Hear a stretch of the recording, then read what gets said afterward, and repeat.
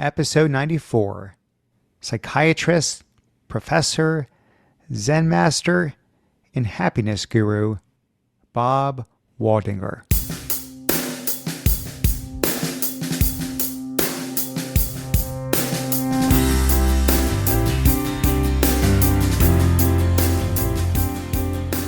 Welcome to The Art of Excellence, a show about people doing extraordinary things in their lives. I'm your host, Glenn Zweig. Thanks for joining me.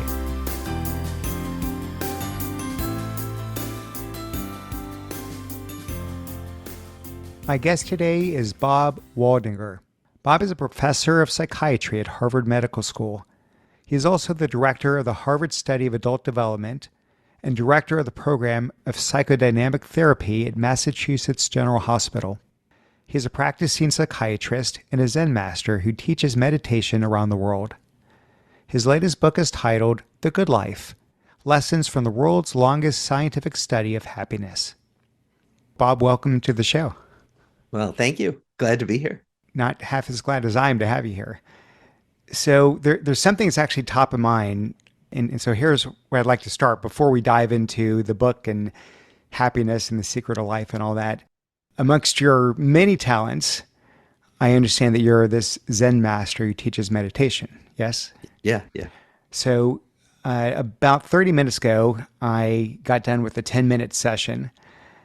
I've been trying this every year now for about 5 years, and it usually lasts about a month before I give up because I don't seem to be able to go 30 seconds without random thoughts, floating in and out. And I know they say, just let the thoughts come in, let them go away. But I mean, it's nonstop. And so I really, really struggle with my racy mind, and I am sure I'm not alone. So what advice would you have off someone who wants to incorporate a practice? Like, I know there's a lot of benefits, but I just really seem to struggle with it. Well, yeah. And that's so common. In fact, that's probably almost universal that we all have racy minds that, in my tradition, the teaching is the mind is there to generate thoughts, and that you're going to have thoughts until you die. So having thoughts just means you're human and you're alive, right? So what that means is that thoughts aren't the enemy. And having thoughts does not mean you're doing the meditation wrong or you're having a bad meditation day. It's just what your mind is doing at any moment.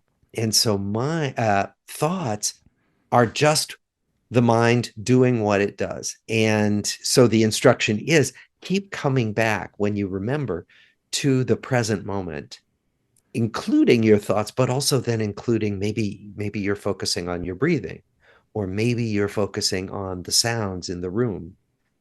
Whatever thing you come back to bring you back to the present, just come back to that, and the thoughts, leave them be. And gradually you may notice that thoughts do calm down sometimes, but then the mind will get busy again. So the idea is not to make thoughts an indicator of whether you're doing well or not at your meditation, because it doesn't really have anything to do with it. Okay. The other thing is that, what's happened to you is similar to what happened to me. Like, I got interested in meditation. I'd meditate, and every time I got stressed or busy, I'd stop. And then I thought, no, that's when I want to continue. So what someone told me, which turned out to be true, is that if you sit with a group regularly and you find a teacher, you will be much more likely to be able to keep up a practice on your own at home every day. And that turned out to be absolutely the case for me. Once I found a group to sit with and a teacher, it all fell into place. Just to start with, or you still work with a group today? You still have a practice? I still teach a group. The same group that I started sitting with 18 years ago, I now lead on Monday nights. It's online. And yeah, I still do it. And it's a really fundamental part of my practice. Even though I'm the teacher at that group, I need that group in order to keep my own practice going. And if you can think back to before 18 years ago, before you started a practice, looking back, what do you feel for yourself the benefits have been? How has it helped you in your life? Oh, well, my wife says I'm a much better listener. Hmm. That I think I'm better at directing my attention where I want to direct it, rather than having my attention dragged around by things all day long. Hmm. And that's particularly important if we think about the screens that we're also happily addicted to, because the screens are designed to grab our attention and hold it. So, how do we be intentional about where we want to direct our attention? And so, that I think has been one of the benefits. The other thing for me is that I worry less about things that don't matter, or I see it more quickly when I start getting preoccupied with, oh, this person's doing this thing, and maybe I should be doing this too, or this person seems to be having a more interesting time than I'm having, or any of those, like particularly comparing things. I can see it much more clearly and kind of let it go much sooner than I used to be able to do. And how long do you think one should meditate, let's say daily practice for a few minutes before they would start experiencing some of these benefits? Like, should this happen? Like, is it, I mean, because I know everyone expects things to happen, Yeah. instantaneously, which I know is not the case, but is this like, a few weeks? Is it months? Is it years? Like, what kind of time frame is it till you started feeling like, wow, like what you said, the ability to focus your attention and not be distracted, and what kind of time period are we talking about? Well, there's a famous teaching in Zen. The teaching is there is nothing to attain, meaning if you set out to go after some effect, right, some goal, you're not going to get there. So what I'm talking about turns out to really be a side effect of this meditation, of watching my mind every day over and over again. And I can't say when the benefits happen. I really Hmm. can't. No Yeah. one can. One analogy that I really like is that meditation is like being out in a very fine mist outside. And, it doesn't feel like much, and you're walking around and you don't think much is happening. But then gradually you begin to realize that you're getting soaking wet. Hmm. So any plan that I have to get this result in this amount of time with my meditation goes nowhere. It's not a plan that comes to fruition. Hmm. And so it's a very I realize I'm not selling this very well, am I? This is No, no. I mean, look, I've read too many studies, scientific studies validating the benefits of it. So yeah, there's nothing to not believe in. It's more about having the patience, I think. right, Knowing right. that there might be a mystery, not really feeling, but over time. Yeah. It's something about really understanding that these benefits often are what you get both long term, but also in the moment. Like for many of us, the reason why we keep coming back to the meditation cushion is because it feels good, either when we do it or just after we've done it. Hmm. If it doesn't feel good to you and over time you try it and it continues not to feel good, don't do it. Do something else. Do Hmm. yoga, do skiing, do gardening, do something that brings you into the present moment, into a Hmm. flow state. It doesn't have to be meditation. Okay, that's good advice. So just to switch gears, I was recently asked to do a keynote speech at a leadership offsite. It was the first time I had a chance to sort of really reflect on all these interviews and these amazing people I've spoken with. So I wanted to get inspired and look at some of the great speeches out there. So I did one of these Google searches, top TED Talks of all time. And on that list was a TEDx speech that you, sir, delivered in an elementary school auditorium back in 2015. Now, I saw that speech years and years ago. I loved it. Were you here? No, no, no, I wasn't there, but I watched on, online, Yeah, yeah. years and years ago. Um, and the fact that it's still there to this day, 8 years later on a top, I think it's had like 44 or 45 million views Yeah. to date and still going. Did it surprise you how broad the appeal was going to be for that? Oh my gosh, it totally surprised me. So, first of all, I thought I was stating something so obvious and that people would sit there and listen to my talk and go, well, duh. Not that it would go viral and people would find it an important talk to listen to. The other thing is that we had done it just to have something out there on our local YouTube site because we were trying to attract the children of our original participants to participate in the next wave of our study. So I thought, well, let's give a TED talk. I had no idea that this talk would go viral. And what it said to me, as somebody said, they said, Bob, it's not because you're so good looking that the talk went viral. Well, partially. Yeah, right. But that there's something about the message, that there's something about taking the fact of how important human connection is and moving it front and center. There was something about that resonated with people. That where people had kind of said, yeah, I do sort of know that my relationships are important, but I keep that on the back burner because I have so much else going on in my life. And what the talk did was it said, no, let's bring it front and center and really pay attention to it because science says it matters hugely for how you live your life. Well, let me sort of frame this for the audience if I could. And of course, interject if I get any of this wrong. But that talk, and of course, this new book is based on this Harvard study of adult development. It is this incredible 85-year longitudinal study, which began in 1938. Yep. It's tracked 724 people and 1,300 of their descendants across 3 generations, which just blows my mind. And so the fact that a study could continue for that long in and of itself is pretty remarkable. And what makes the data so reliable is because you're tracking people throughout their lives. You're not relying on our faulty memories to recollect feelings and emotions from, years and even decades in the past. So with that as a backdrop, and of course, over the years, over the decades, there have to be new leaders that take over managing this research and carrying it forward. And recently that's been you. So was curious what compelled you to want to take over the study? Well, my predecessor took me out to lunch one day and said, how would you like to inherit this study? And he had been my teacher in medical school. He had lectured to my medical school class about this study and these people who were then middle-aged. And I thought, this is the coolest thing imaginable to follow these lives. So when he took me out to lunch and said, would you like to come join me and take it over?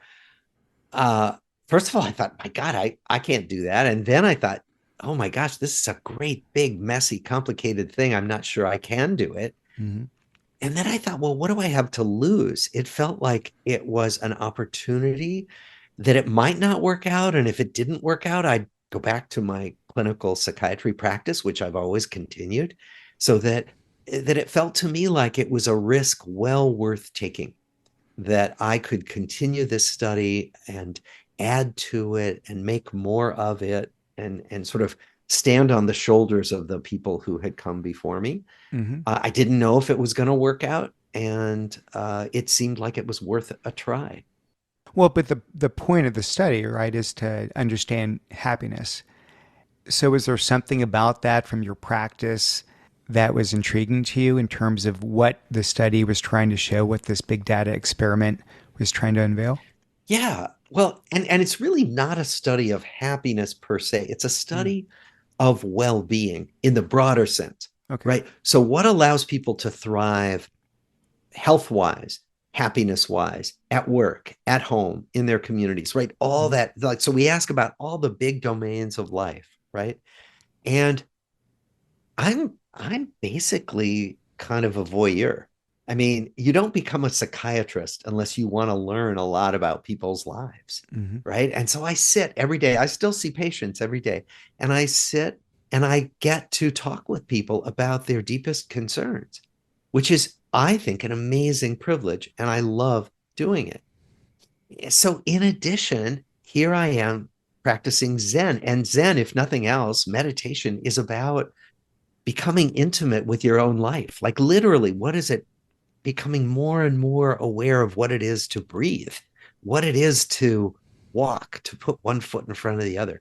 So each of these is a way of digging into the experience of being human and being alive.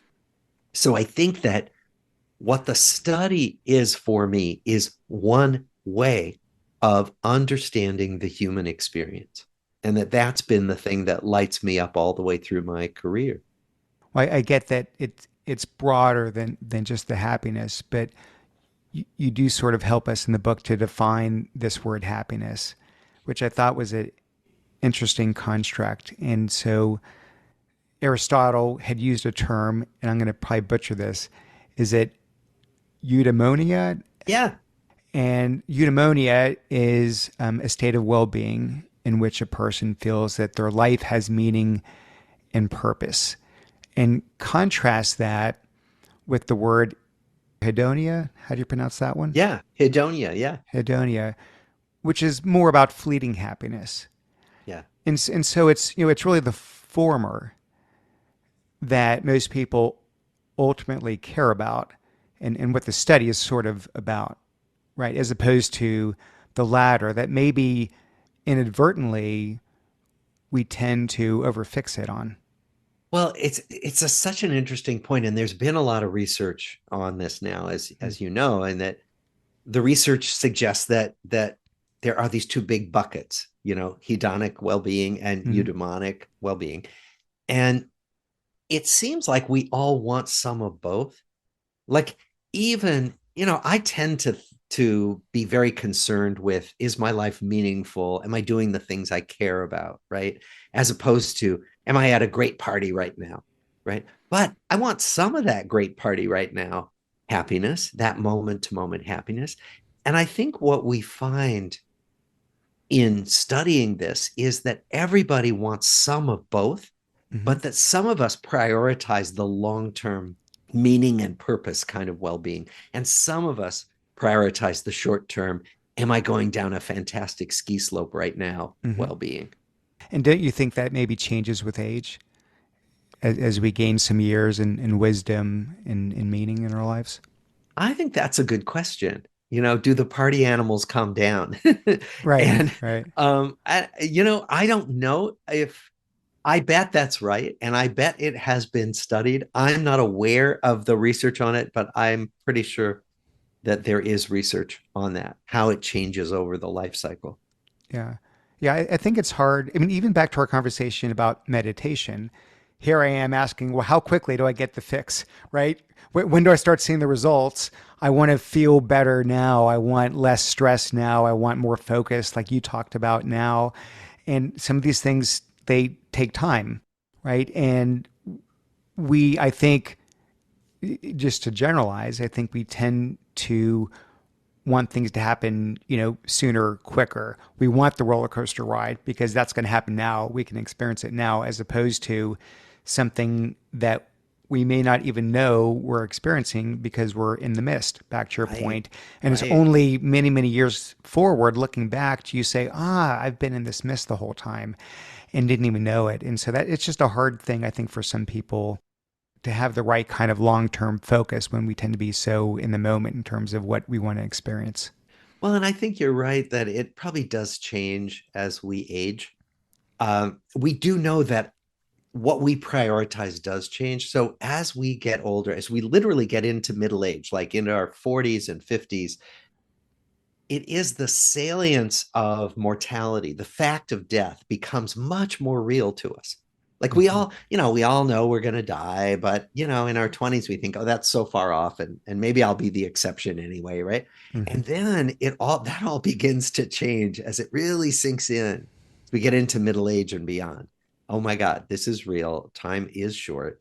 What do I want to do with this time? And Mm-hmm. then what research tells us is that we really shift our priorities. We start paying attention more to our moment to moment well-being. Am I doing the things I care about?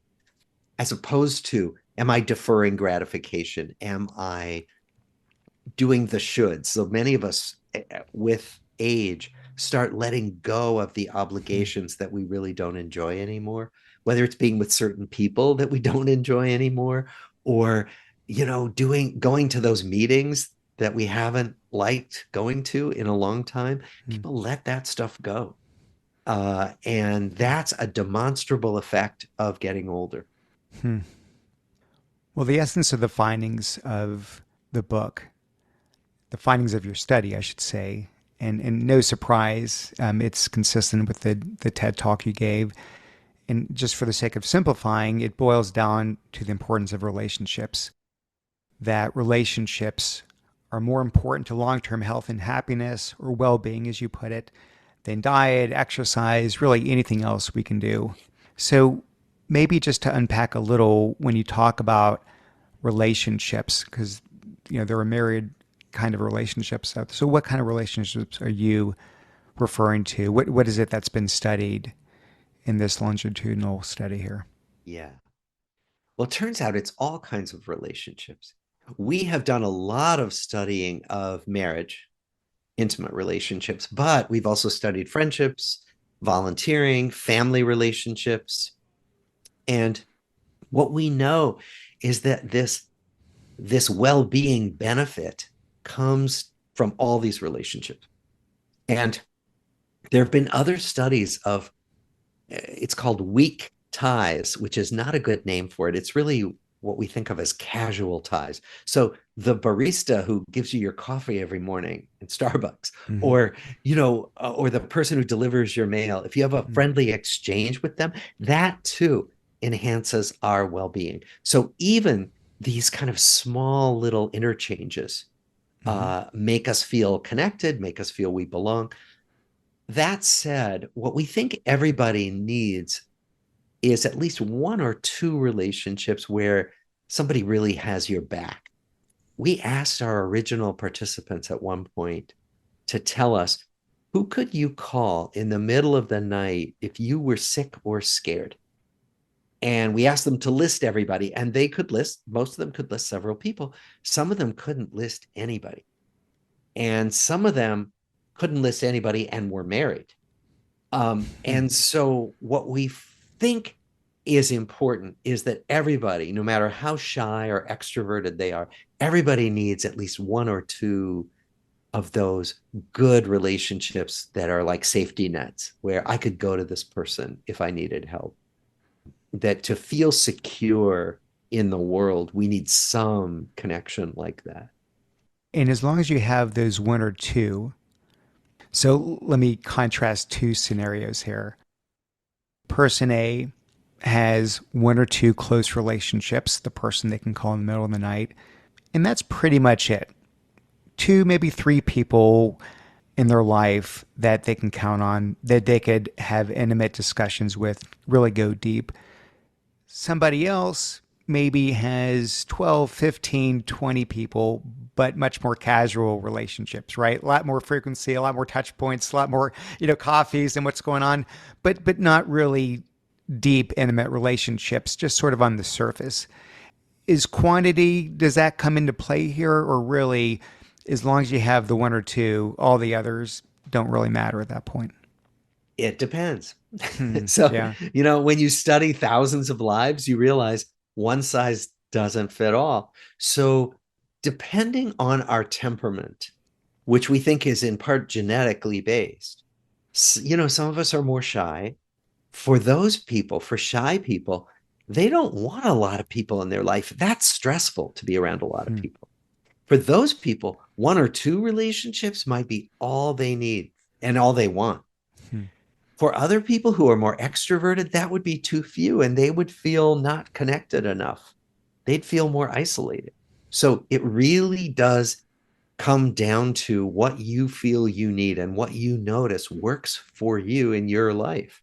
So it's in the eye of the beholder. Hmm. So I can understand that if health and happiness, and again, they're sort of intertwined, but I imagine there are a number of markers you're doing to measure health, right? It's more black and white, if you will. How are you measuring happiness? What is there some way to quantify it? Is it just based on subjective input from participants? We measure it in all different ways. A lot is subjective. So we ask people, are you happy? And we ask them in all different ways, lots of different kinds of questions. Hmm. But then we ask other people, we ask their spouses, we ask their kids, Hmm. you know, does so and so seem happy? We measure their stress levels and their ability to recover from stress. We bring people into our lab and deliberately stress them out and then do all these physiologic measures of recovery from stress. Similarly, we draw blood for DNA and for epigenetic analyses, so how genes get turned on and off in response to certain levels of stress.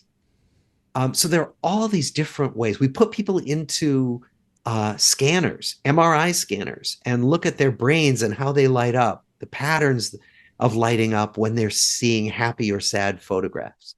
So there are all these different ways of trying to come at well-being using different lenses. Hmm. So you're a practicing psychiatrist. You mentioned you still keep up a practice. Yep. So curious about your view on sort of to this point, one's innate disposition and how that affects one's feelings of happiness. And, because I think most of us, right, we have good things in our lives, we have challenges in our lives, right? Feelings of happiness, feelings of stress. But I imagine some people are predisposed just to home in on the positives and that makes them feel good. And others just sort of zero in on the bad things happening, the challenges in their lives, and that creates their mood, their disposition. So just curious if there's any, and by the way, it's fine to go out of the study into your, private practice because you've seen so many people, but I'm wondering if there is a correlation or maybe to some degree a causation between those that have glass half full mentalities and their Mm. ability, interest in having these relationships. Because in other words, where I'm going is if the relationships are behind the health and happiness and well-being, what's behind the relationships? What are the people that are naturally drawn to have those relationships? So sorry, a long-winded question, and you can maybe break it apart if you'd like. Well, I think partly what you're asking about is like there do seem to be some people who are like Tiggers, bouncy and optimistic and happy, and there's some Mm-hmm. people who are Eeyores and they're always kind of gloomy and they're seeing Mm-hmm. the downside of everything. Yeah, yeah. And we think that a lot of that is genetically based, that we're all born with certain temperamental styles that we think are genetically determined, but probably from thousands of genes that'll never be fully described. Okay.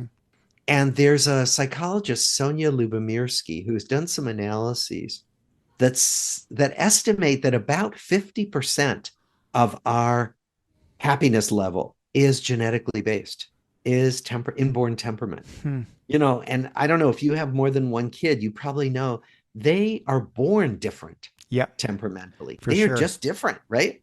And so we know that those differences are very powerful and that they start at day one or maybe probably before day one. And so what we think is that about half of our well-being set point is determined by genetics. But then she estimates, Lubomirsky, that about 10% is our current life circumstance and about 40% is under our control, that we can move the needle by about 40% Hmm. in terms of our well-being. I don't know if that gets at your question Yeah, or it not. does. And so within that 40% is where you would argue that if I can focus on fostering relationships within that 40% that I Yeah, can control, that may move the needle for me, even if I have more of an E or my wife's probably, she's laughing listening to this. Not that she listens to my podcast, but, but that might sort of push that, toward the positive realm. exactly. Exactly. Was any of that stuff that you could study in this big data study, or too complicated to get into, to genes and that sort of thing? Well, the genetics, boy, the genetics of temperament is so complex and I don't really understand it. So, no, bottom line is we have not Okay. studied that, but I don't know how much headway anybody has made on it because most things are controlled or determined by so many different combinations of genes infinite, practically infinite combinations of genes, that it's very Mhm. difficult to take apart the genetic influences of something as subtle and complicated as temperament. Mhm. That said, there are people who do study this, so the research is out there to be looked at if some of your listeners want to go dig in. Well, let me try to capture another angle here. What I didn't mention about this study, going back to 1938, is there were actually two cohorts from two different studies that were combined. So you had sophomores at Harvard College on the one hand, and then there was another study that had a group of boys from Boston, some of Boston's poorest neighborhoods, and some of the most disadvantaged families. And then you brought these together, maybe to have a big enough data sample, maybe to have a broader, more diversified data sample. So was curious if you found any differences in terms of impact on relationships or even maybe even ability to form relationships between these cohorts. Did you track those separately? Anything we should know, and whether that's around financial well-being or other things that might be correlated with these different original populations? Well, we did find differences, but not in their ability to make relationships. That was Hmm. highly personal. And first of all, let me just add that Hmm. we've added women, we added spouses to the original generation, and then the children are more than half female. So we have gender balance now. And Okay. looking at all these people, we did not find that being poor or from a disadvantaged family meant you had more trouble making relationships or Okay. getting this benefit that we're talking about. Hmm. uh, that it really depended very much on your upbringing, on what your family valued, your own temperamental disposition, your people skills, which can be learned and improved. So we had many isolated, miserable people who were highly privileged and even wealthy and famous. And we had many poor, disadvantaged people who had wonderful communities of relationships that sustained them and everything in between. So the bottom line is that economic privilege and even social privilege didn't determine whether you had good relationships. How about on the gender spectrum? I mean, if I had a stereotype, right, I think the stereotype is women tend to have, bigger social circles. Again, very, very crude generalization, but did you find any difference there? The differences aren't as big as we thought they would be. Hmm. So, the stereotype, as you point out, is that women are better at this, men aren't so good at making relationships or keeping them. But it turns out when you actually look at the studies, the good empirical studies, the gender differences aren't that great. That women may be somewhat better at it and place more importance on relationships, but that men place a lot of importance on it. That men may conduct their relationships somewhat differently. So again, a stereotype that often holds true is that men often do things with one another. They're more, they do activities, they might play basketball or Hmm. do something together. Women may be more likely to sit and chat, or talk on the phone. But that the connections are not that different, and the importance of connection is not that different when you compare men with women. Hmm.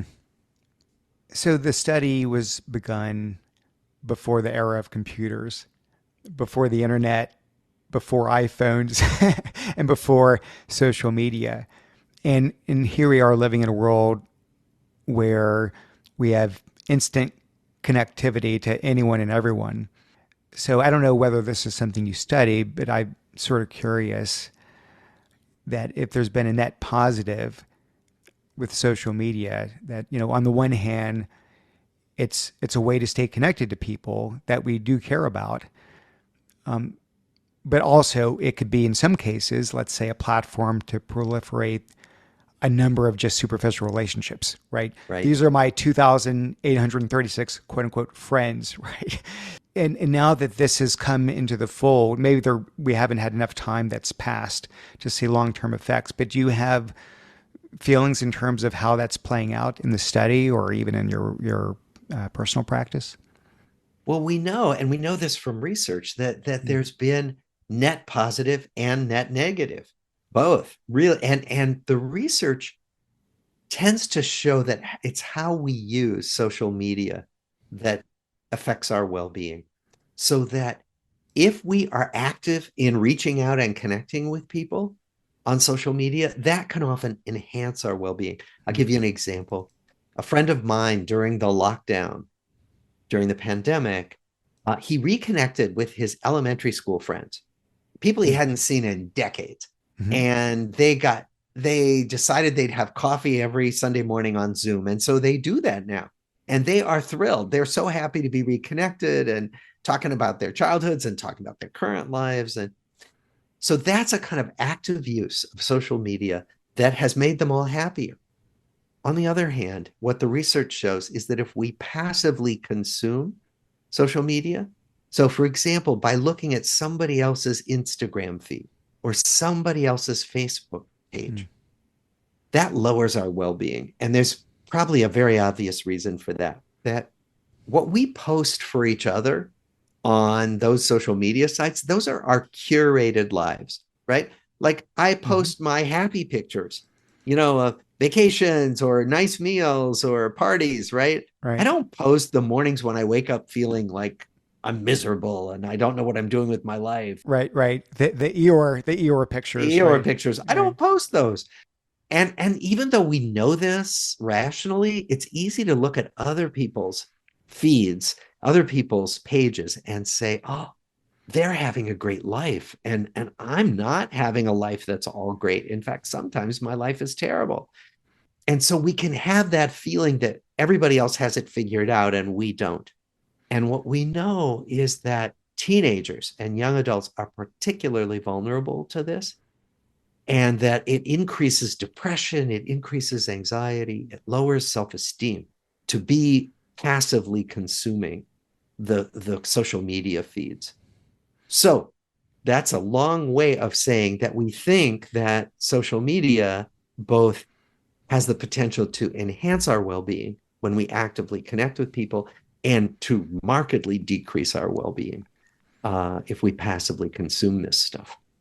Cash, on that topic of depression, I can't tell if there's a higher portion of the population that's depressed or whether it's just not as, taboo a topic to talk about anymore. So more people are coming out and sharing their own stories, and that's creating an atmosphere where we can finally talk about something that's always been there in the same quantity, but just sort of, brushed under the rug. Do you have a sense for that?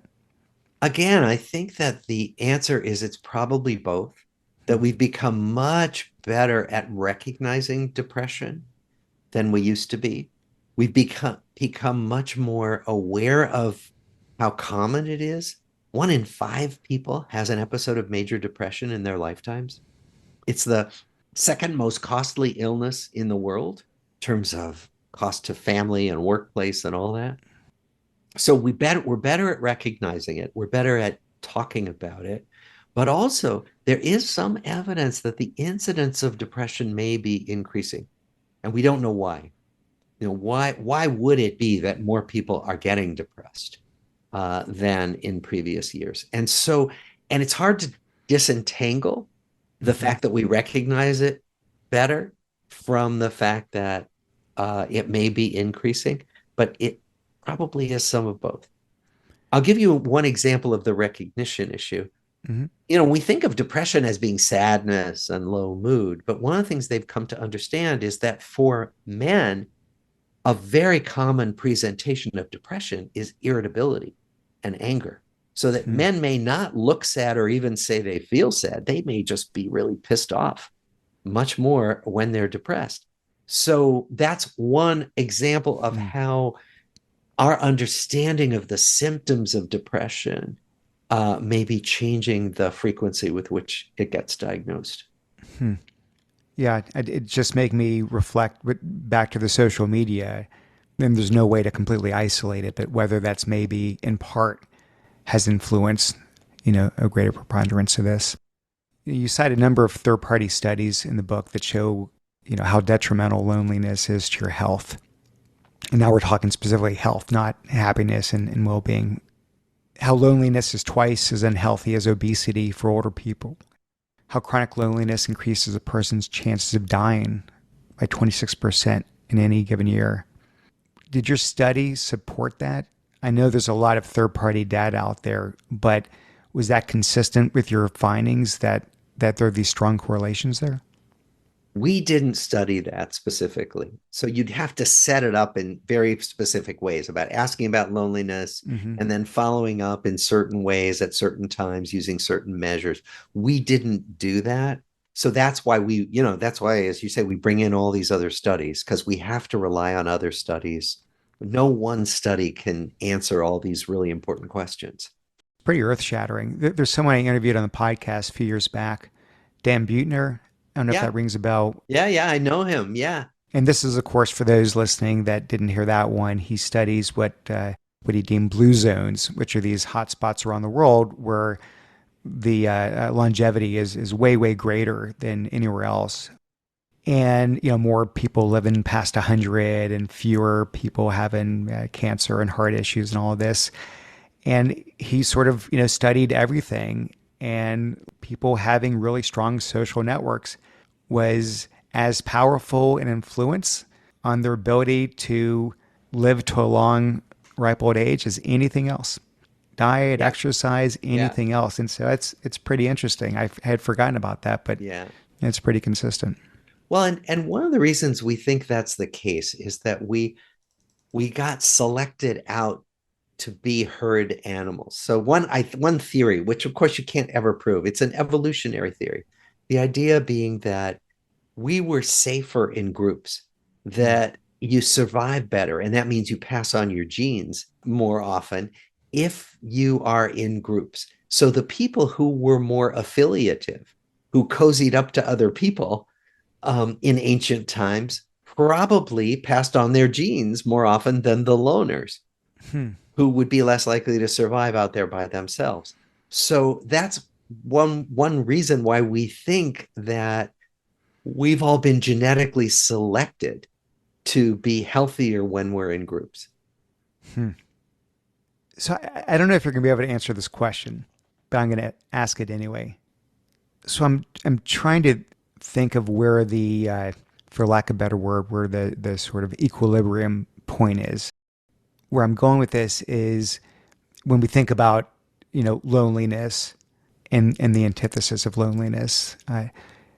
Is it about the deleterious effects of loneliness and what that does to the body and mind, bringing us, in other words, taking away, detracting from our well-being? Or is it about health inducing, well-being inducing effects that the relationships, that move us away from loneliness have on improving our health? In other words, is it something where we're actually extending what our quote unquote, normal lifespan should be, what our biological age looks like? Or is it more about if we don't build those relationships, it's sort of like, smoking cigarettes. You're detracting X amount of hours, days every time you smoke a cigarette. Does that make sense? Well, yeah, our sense is that loneliness is a stressor, right? And the question is, how does this work?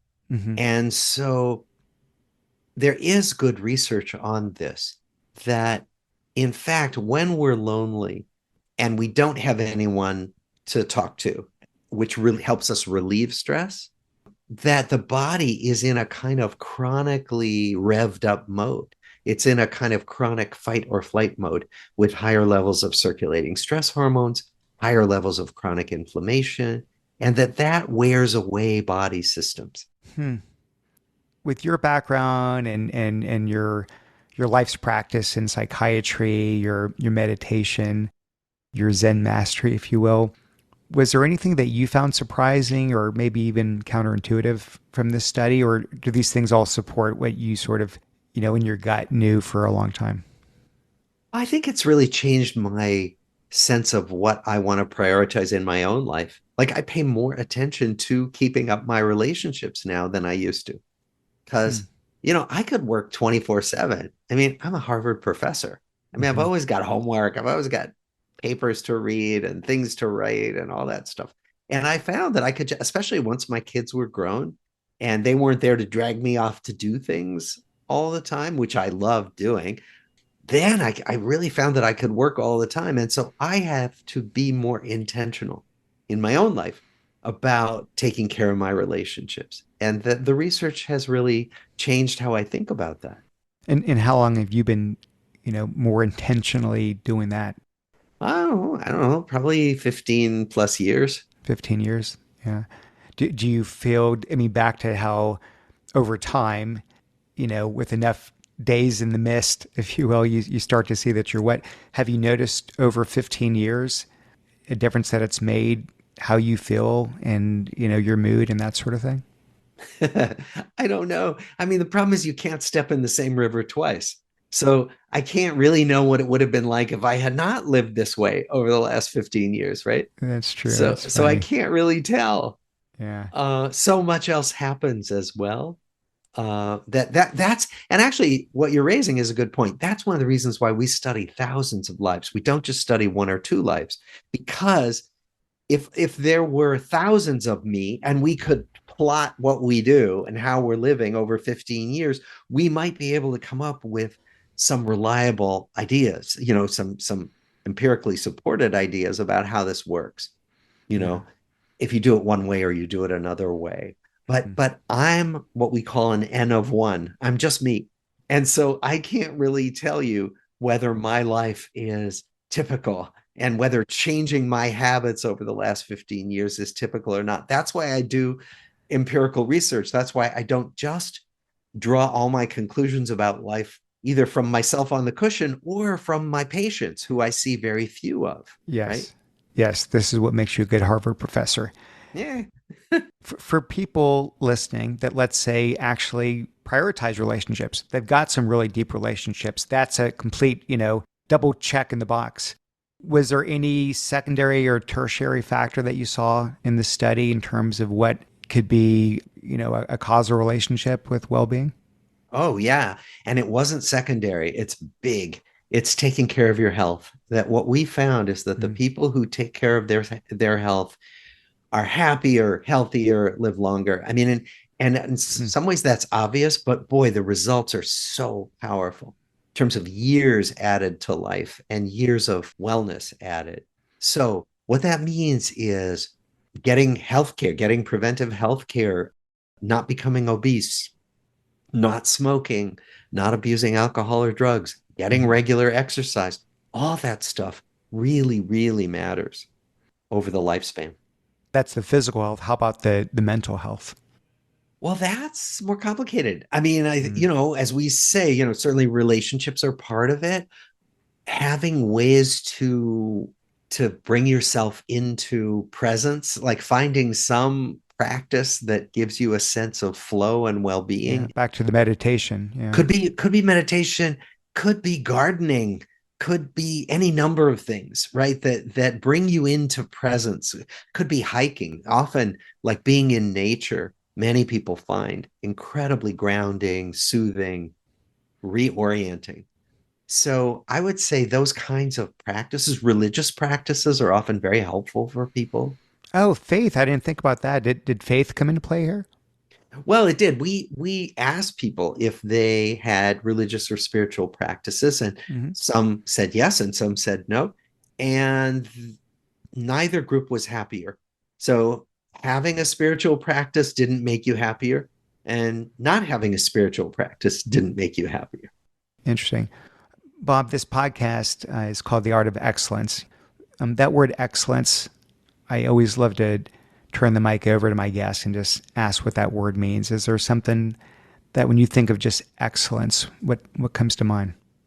I would say engaging deeply in something. So excellence, could mean talent, it could mean being the best at something, but I think of it more, certainly in my own life, as just being really engaged. And that for me is the excellence part. So for me, it's being deeply engaged in Zen. It's being deeply into this lifespan research that I do. And yeah, we can say, well, it's more or less excellent. I don't know. Because excellence can involve comparing ourselves to other people. I'm more excellent than you are. But we know that when we compare ourselves to others, we're less happy. The research shows that. Mm-hmm.